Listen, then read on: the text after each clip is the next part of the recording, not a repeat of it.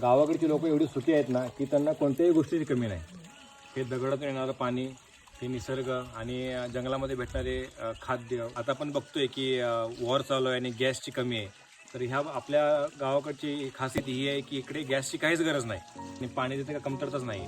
आपण बिसलेरी पाणी पितो, बरंच काय काय आपण नखरे करतो की पाणी असं, पाणी हे, पाणी ते. एवढं शुद्ध पाणी आहे की तुम्ही आहे असं पाणी जरी पिला तर तुम्हाला काही होणार नाही.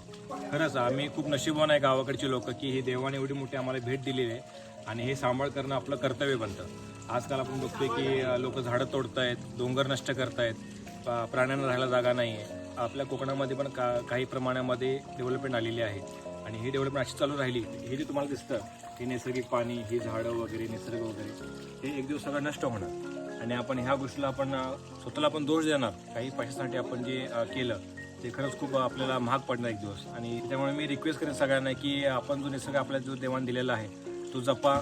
आपल्या जमिनी विकण्याआधी विचार करा, पण ती एकदा जमीन विकून गेली की नंतर आपल्याला स्वतःला पश्चाताप होतो की आपण जे काम केले ते खरंच चुकीचं केले. जे डेव्हलपमेंटच्या नावाखाली जे चालू आहे ते थांबवा.